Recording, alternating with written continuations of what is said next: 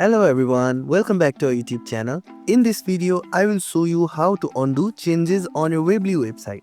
This simple trick can save you a lot of time when you make a mistake, so let's get started.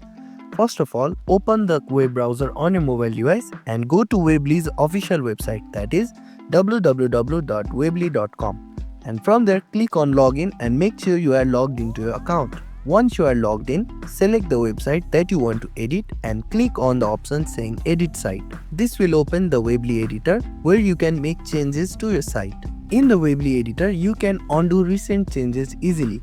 For that, if you select on the text, you can see an option, a backward arrow. If you click on it, you will see it is an undo option. Similarly for different pictures as well.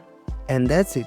Now you know how you can undo your changes in the Weebly app. And if this video was helpful, please don't forget to like, share and subscribe to our YouTube channel. Thank you for watching and we'll see you in the next one.